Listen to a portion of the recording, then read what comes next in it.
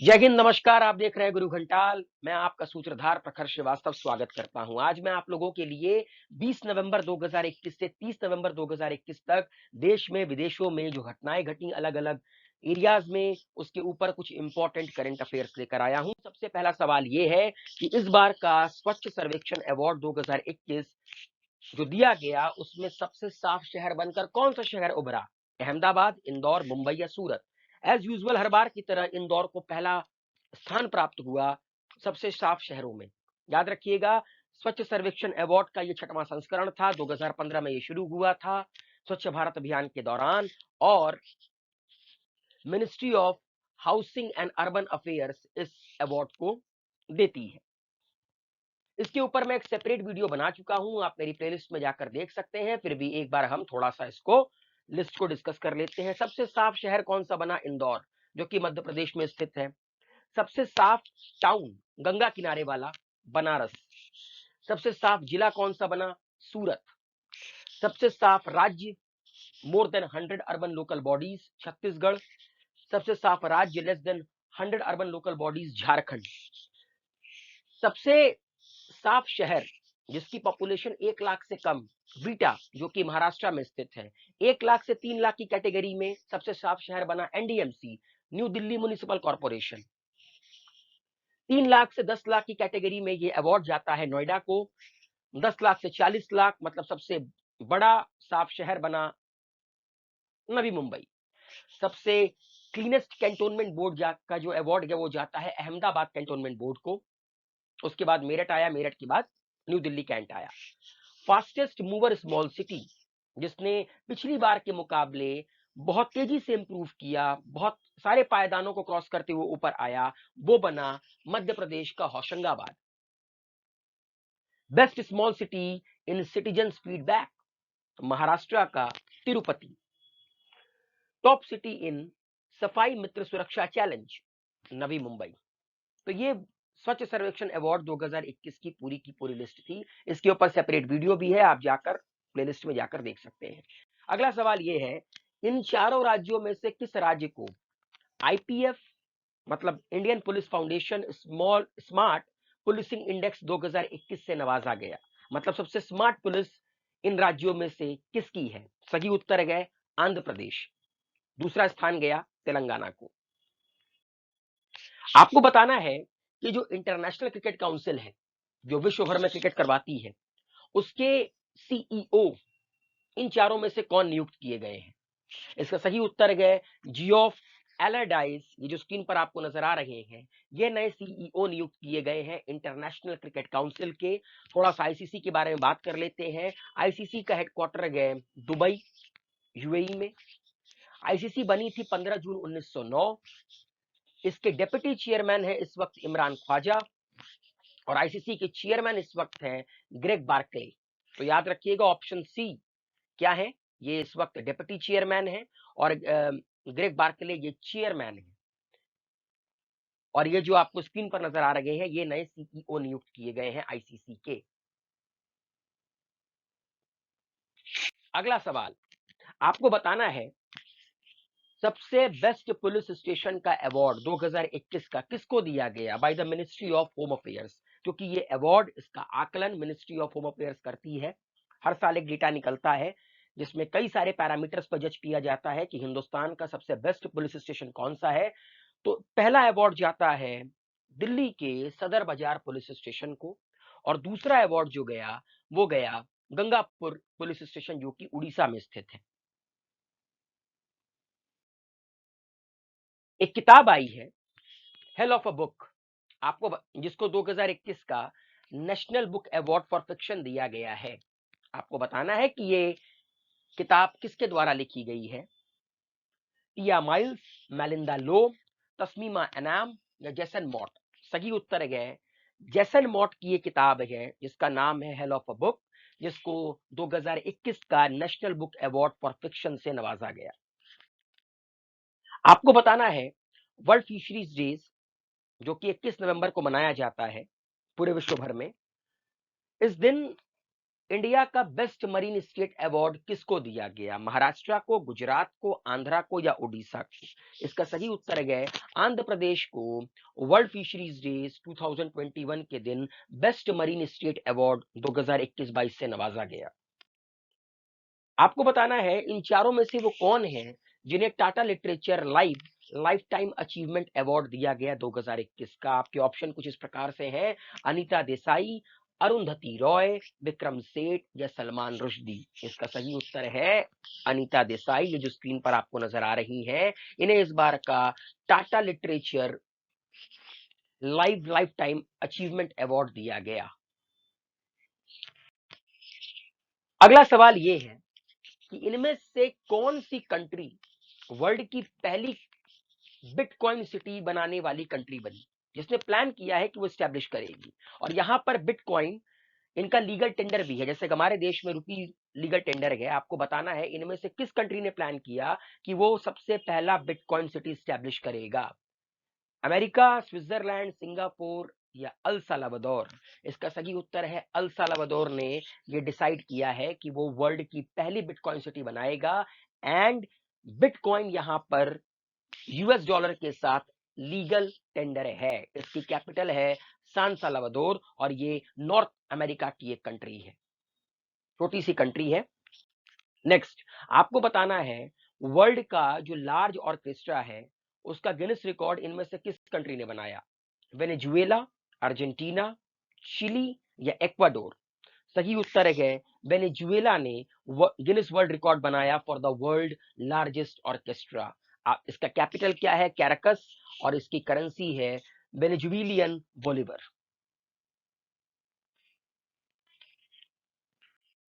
अगला सवाल ये है, एक नई किताब आई है, India versus UK, the story of an unprecedented diplomatic win. आपको बताना है ये किताब इन चारों में से किसके द्वारा लिखी गई है। इसका सही उत्तर है सैयद अकबरुद्दीन। इन्होंने ये किताब लिखी है India versus UK, the story of an unprecedented diplomatic win. Indira Gandhi peace prize 2021 का फॉर एजुकेशन इनिशिएटिव इनमें से किस ऑर्गेनाइजेशन को दिया गया? एजुकेशन के एरिया में बेहतर काम करने के लिए गूंज, सीड्स, मीर फाउंडेशन या प्रथम? इसका सही उत्तर है प्रथम एक ऑर्गेनाइजेशन गया जिसको इस बार का इंदिरा गांधी पीस प्राइज 2021 दिया गया फॉर एजुकेशन इनिशिएटिव। ठीक है, प्रथम एक ऑर्गेनाइजेशन गए जो डेडिकेटेड है to improving the quality of education for under privilege children in India and across the world.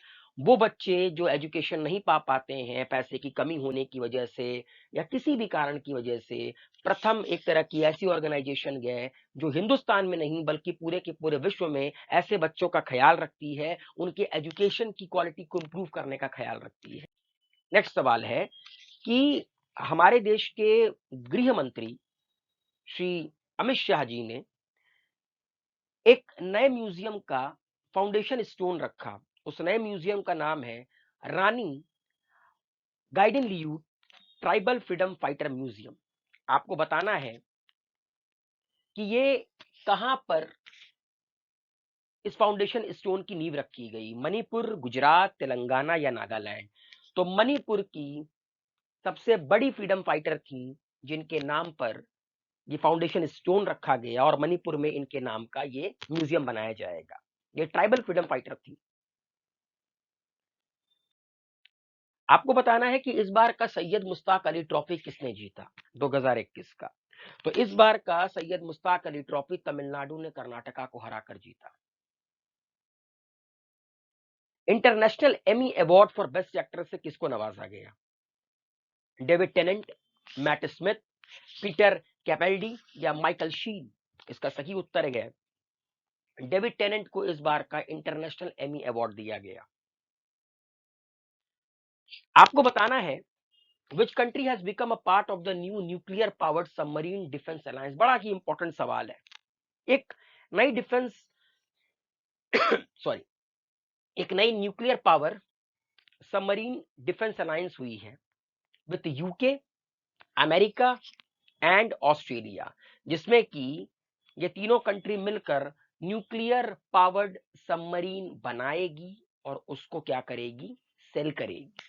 तो ये बड़ा ही इंपॉर्टेंट डिफेंस डील मानी जा रही है चाइना को काउंटर करने के लिए इंडियन ओशन रीजन में, जिसको ऑकस भी कहा जाता है।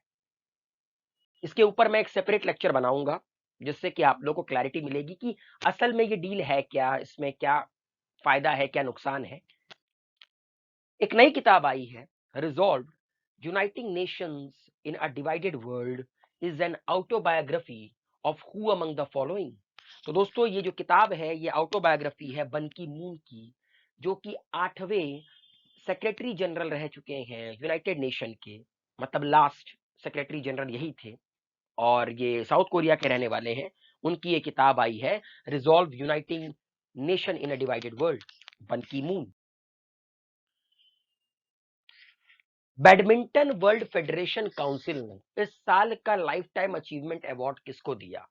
ज्वाला गट्टा सॉरी, पुलेला गोपीचंद, प्रकाश पदुकोण या नंदू नाटेकर। इसका सही उत्तर है दोस्तों दीपिका पदुकोण के पिता प्रकाश पदुकोण को इस बार का लाइफ टाइम अचीवमेंट अवार्ड दिया गया by badminton world federation council के द्वारा। ये अपने समय में कमाल के बैडमिंटन प्लेयर रह चुके हैं। इसका तो आप लोगों को सामने नजर आ ही रहा है। IFFI 2021 में Indian film personality of the year का अवार्ड 2 लोगों को दिया गया। ठीक है, आपको बताना है कि वो 2 लोग कौन हैं। इसमें एक है हेमा मालिनी और दूसरे हैं प्रसून जोशी। क्वेश्चन नंबर 19, एक किताब आई है, ये बड़ा ही इंपॉर्टेंट सवाल है। लाल सलाम अ नोवेल, आपको बताना है कि इन चारों लोगों में से ये किसकी पहली नोवेल है, और इसका हिंट ये है कि वो एक यूनियन मिनिस्टर है। आपके ऑप्शन है प्रेमनका गोस्वामी, आनंदीबाई पटेल, श्यामलाल गणेश या स्मृति ईरानी। तो दोस्तों स्मृति ईरानी का ये पहला नोवेल है, लाल सलाम।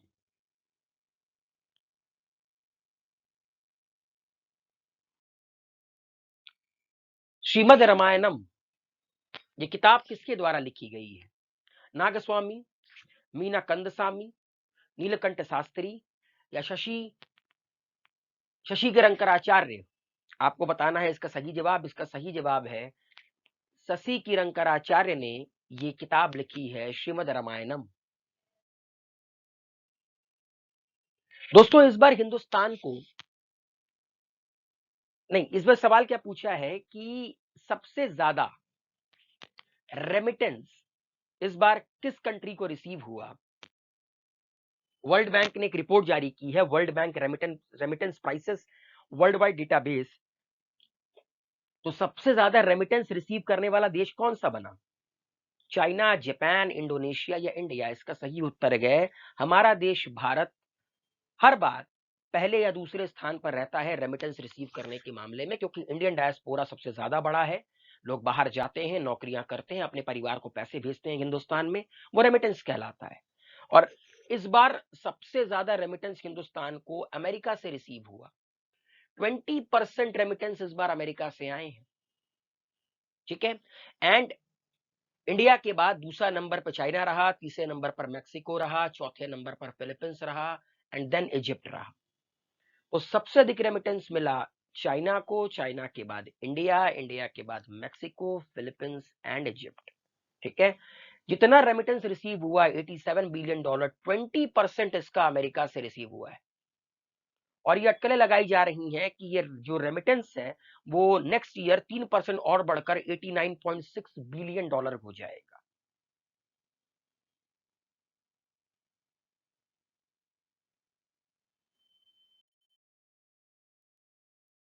आपको बताना है इंटरपोल के एक एग्जीक्यूटिव कमिटी के एशिया डेलीगेट में से किसका सिलेक्शन किया गया? Who has been elected the delegate for Asia?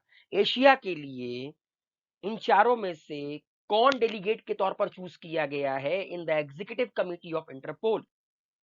विवेक मिश्रा, प्रवीण सिन्हा, प्रियंका अग्रवाल, सोनिया शर्मा। इसका सही उत्तर है प्रवीण सिन्हा को delegate for Asia in the executive committee of the Interpol चुना गया है। एक किताब है contested lands, India China and the boundary dispute. आपको बताना है कि ये किताब इन चारों में से किसके द्वारा लिखी गई है। इसका सही उत्तर है मारूफ रजा के द्वारा ये किताब लिखी गई है, contested lands, India China and the boundary dispute. 37th edition हुआ कॉर्पेट का। आपको बताना है कि ये जो कॉर्पेट नाम का डिफेंस एक्सरसाइज है, ये इंडिया और किस कंट्री के द्वारा किया जाता है। और इस बार का जो 37th एडिशन था वो इंडियन ओशन रीजन में कंडक्ट किया गया। तो इसका सही उत्तर है इंडोनेशिया के साथ जो इंडिया की फोर्सेस के डिफेंस फोर्सेस के वो डिफेंस एक्सरसाइज करती है कॉर्पेट। और ये इस बार इसका 37th एडिशन था। तो कॉर्पेट हम किसके साथ करते हैं? इंडोनेशिया के साथ करते हैं। कहां पर किया इस बार? इंडियन ओशन रीजन में किया। निर्मला सीतारमन जो कि हमारे देश की फाइनेंस मिनिस्टर हैं, उन्होंने कुछ नए स्कीम्स लॉन्च किए, तेजस्विनी, हौसला, शिखर या शिकारा। आपको बताना है कि ये स्कीम इनमें से किस राज्य या यूनियन टेरिटरी में लॉन्च किया गया है। असम, मणिपुर, दमन एंड दीव, जम्मू एंड कश्मीर। इसका सही उत्तर है जम्मू एंड कश्मीर में इसको लॉन्च किया गया है। इसके ऊपर मैं सेपरेट वीडियो लेकर आऊंगा कि ये स्कीम असल में है क्या, इससे फायदा क्या होगा जम्मू कश्मीर के लोगों को। आपको बताना है कि इन चारों में से किस दिन कॉन्स्टिट्यूशन डे मनाया जाता है। तो याद रखिएगा 26 नवंबर 1949 को हमारे देश का संविधान बनकर तैयार हो गया था, इसको अडॉप्ट किया गया था। इसीलिए 26 नवंबर को हमारे देश का संविधान दिवस मनाया जाता है, कॉन्स्टिट्यूशन डे मनाया जाता है। इस बार का 13वां एशिया यूरोप समिट कहां पर होस्ट किया गया? कौन सी कंट्री होस्ट कर रही है? थाईलैंड, सिंगापुर, कंबोडिया या साउथ कोरिया? इसका सही उत्तर है कंबोडिया इस बार का 13वां एशिया यूरोप समिट होस्ट करेगी। नोएडा में एक नया इंटरनेशनल एयरपोर्ट बन रहा है। कई सारे लोगों ने तो ये भी कहा है कि ये एशिया का सबसे बड़ा इंटरनेशनल एयरपोर्ट बनेगा, मगर कई सारी जगहों पर कहा जा रहा है ऐसा नहीं है। अब ये तो आने वाले वक्त में पता चलेगा। लेकिन हाँ, हिंदुस्तान का सबसे बड़ा इंटरनेशनल एयरपोर्ट है ये, जो कि सितंबर 2023 तक इसका पहला फेज बनकर तैयार हो जाएगा।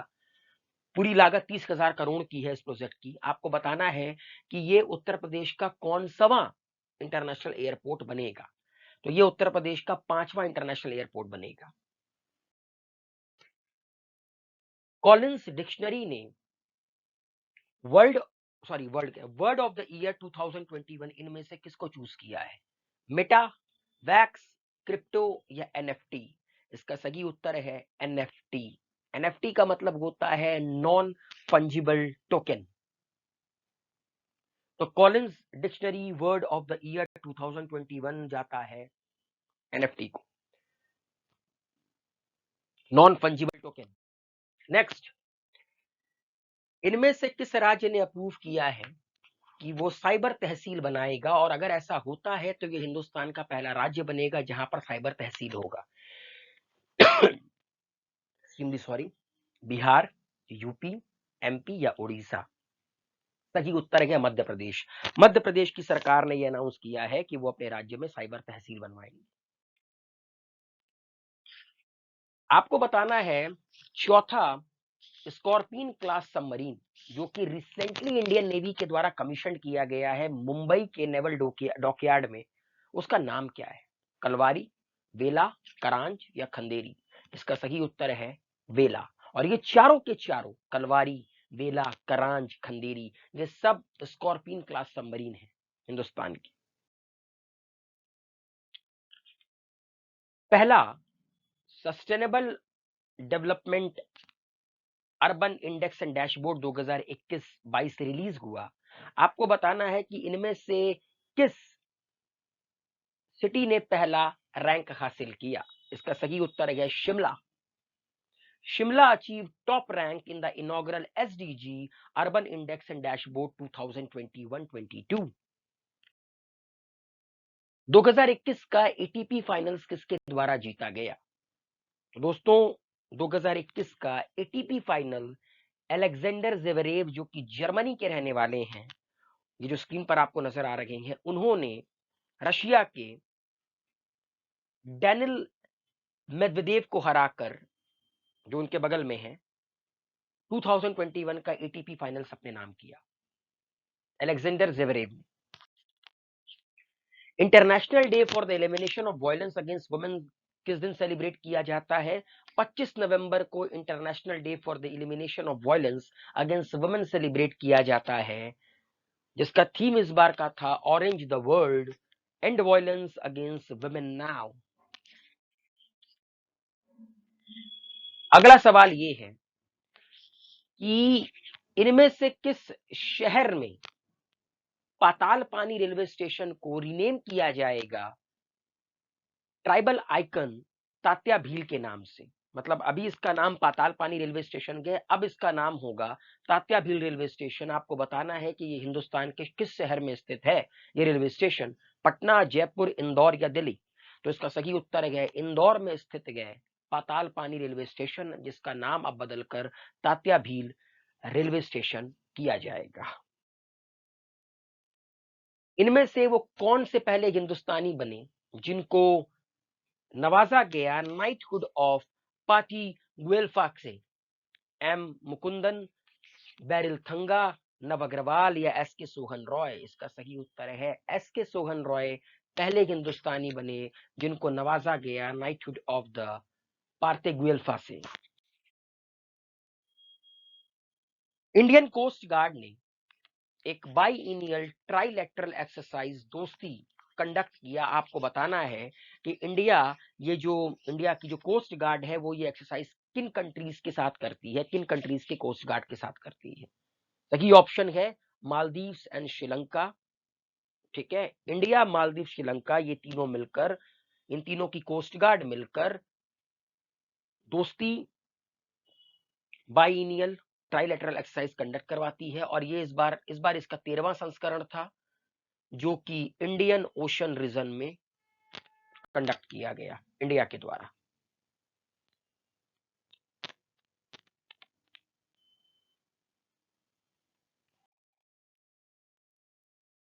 किताबों पर एक और सवाल, conversations India's leading art historian engages with 101 themes and more. आपको बताना है इस किताब के ऑथर कौन है। इसका सही उत्तर है ब्रिजेंद्र नाथ गोस्वामी। उन्होंने ये किताब लिखी है, conversations India's leading art historian engages with 100 theme and more. Next question ये है कि इस बार हमारे देश में पहली बार national multi dimensional poverty index release किया गया नीति आयोग के द्वारा। आपको बताना है कि सबसे पुअरेस्ट स्टेट कौन सा बना, आंध्रा, यूपी, बिहार या पंजाब? इसका सही उत्तर है Bihar. Bihar multi dimensional poverty index, जो कि जिसकी मतलब जो इनॉग्रल रिपोर्ट थी इस बार की पहली रिपोर्ट, उसमें सबसे पुअरेस्ट स्टेट में काउंट किया गया, उसको सबसे बेकार राज्य का दर्जा मिला। पहली women president Indian mountaineering foundation की किसको चुना गया इन चारों लोगों में से? इसका सही उत्तर है हर्षवंती बिष्ट। ये पहली वुमेन प्रेसिडेंट चुनी गई हैं इंडियन माउंटेनियरिंग फाउंडेशन की। इंडियन रेलवे कंस्ट्रक्ट कर रही है विश्व का सबसे ऊंचा पियर रेलवे ब्रिज। ठीक है, मणिपुर में। आपको बताना है पियर आप लोग जानते ही होंगे ना, वो जो कॉलम टाइप का होता है जिसके ऊपर गर्डर होता है, गर्डर के ऊपर ट्रेन चलती है। ठीक है, पहाड़ी इलाकों में आपने देखा होगा। तो सबसे जो टॉलेस्ट पियर है वो 141 मीटर का मनाया जा रहा है मणिपुर में। ठीक है, और ये पूरे विश्व का सबसे ऊंचा रेलवे पियर होगा।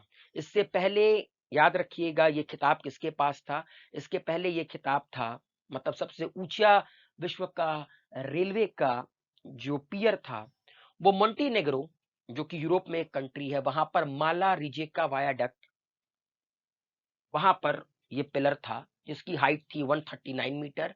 अब ये इंडिया में होगा 141 मीटर। और एक बात याद रखिएगा, जहां पर इस पियर का कंस्ट्रक्शन हो रहा है उस जगह का नाम है नूने वैली।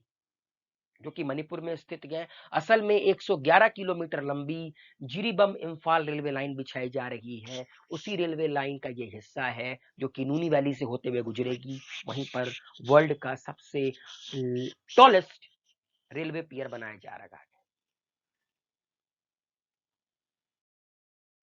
चेरी ब्लॉसम फेस्टिवल इनमें से किस राज्य में सेलिब्रेट किया जाता है हर साल? इसका सही उत्तर है मेघालय। इंडिया ने अपना सबसे पहला private fully cryogenic rocket engine develop किया है, ठीक है, जिसको बनाया है एक private aerospace company Skyroot Aerospace ने, जो कि हैदराबाद में स्थित है। आपको बताना है कि इंडिया का जो पहला privately developed fully cryogenic rocket engine है उसका नाम क्या है? उसका नाम है धवन 1। वर्ल्ड हेल्थ ऑर्गेनाइजेशन ने कोविड 19 का एक नया वेरिएंट ढूंढा है, B.1.1.529। इसको नाम क्या दिया गया ऑफिशियल डब्ल्यूएचओ के द्वारा? इसको नाम दिया गया है ओमाइक्रॉन। डब्ल्यूएचओ जिसका हेडक्वार्टर है जेनेवा में 7 अप्रैल 1948 को बना। टेड्रोस एडनोम इस वक्त इसके चेयरपर्सन है एंड 7 अप्रैल को इसीलिए पूरा विश्व में वर्ल्ड हेल्थ डे मनाया जाता है। तो जो नया वेरिएंट आया है B.1.1.529 उसका नाम है ओमाइक्रॉन। और ये सबसे पहला केस 24 नवंबर 2021 को साउथ अफ्रीका में डिटेक्ट किया गया, इस पहले मतलब इस नए वेरिएंट का। सॉरी। पहला आहार बल फेस्टिवल इनमें से किस राज्य में या यूनियन टेरिटरी में लॉन्च किया गया टूरिज्म को प्रमोट करने के लिए? हिमाचल, छत्तीसगढ़, जम्मू कश्मीर या पुदुचेरी? इसका सही उत्तर है जम्मू एंड कश्मीर में आहार बल फेस्टिवल लॉन्च किया गया टूरिज्म को प्रमोट करने के लिए। नेक्स्ट क्वेश्चन है, अहमद नसीर अल रईसी जो कि प्रेसिडेंट इलेक्ट किए गए हैं इंटरपोल के, जिसका हेडक्वार्टर है नीदरलैंड में, इंटरनेशनल क्रिमिनल पुलिस ऑर्गेनाइजेशन। आपको बताना है कि अहमद नासिर अल रईसी किस कंट्री से बिलोंग करते हैं? इराक, कतर, सऊदी अरेबिया या यूएई? इसका सही उत्तर है यूएई से बिलोंग करते हैं Ahmed Naser Al Raisi. UAE जिसकी कैपिटल है दुबई और करेंसी है दिरहम।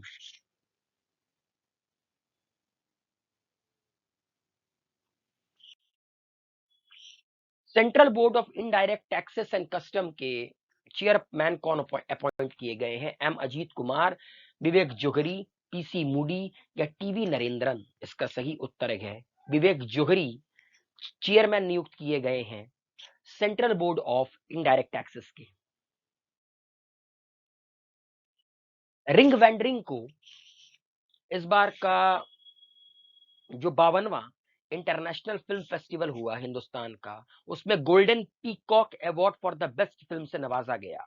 रिंग वेंडरिंग, आपको बताना है कि ये मूवी किस कंट्री से बिलोंग करती है? डेनमार्क, अर्जेंटीना, जापान या चाइना? इसका सही उत्तर है ये जापान की कंट्री है रिंग वेंडरिंग, जिसको 52वें international film festival of India में गोल्डन पीकॉक अवार्ड से नवाजा गया फॉर बेस्ट फिल्म के लिए।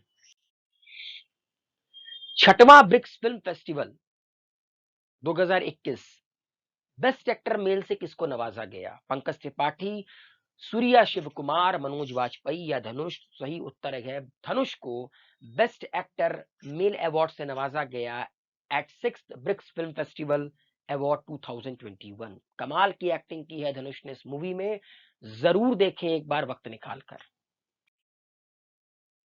एक नई किताब Indian innings the journey of Indian cricket from 1947, इसको किसने लिखा है?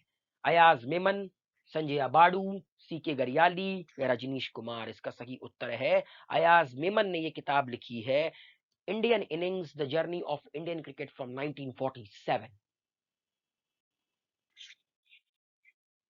मलेशियन ओपन स्क्वॉश चैंपियनशिप जीतने वाले पहले भारतीय कौन बने हैं?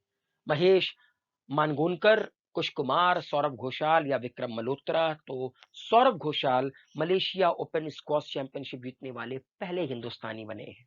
कोलकाता से बिलोंग करते हैं, लख लख बधाइयां।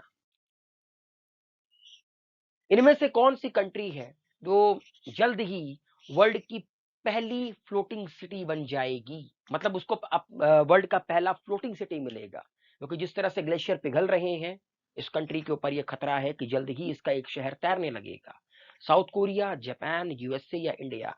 इसका सही उत्तर है South Korea is soon going to get the world first floating city. Merriam Webster ने इनमें से किसको 2021 का वर्ड ऑफ द ईयर चुना? जैसा कि आप लोग कॉलिंस डिक्शनरी में जान चुके हैं। RFT, sorry NFT, non fungible token. Merriam Webster ने जिसको चुना है वर्ड ऑफ द ईयर 2021, उसका सही ऑप्शन है वैक्सीन, क्योंकि सबसे अधिक इस्तेमाल हुआ है ये 2020-21 के दौरान। यही वर्ड तो हमारे जुबान पे रहा, वैक्सीन कब आएगी, वैक्सीन कब लगवाओगे, कितना वैक्सीन लगवा चुके हो, पहला डोज, दूसरा डोज, अब तो भैया बूस्टर डोज भी आ रहा है।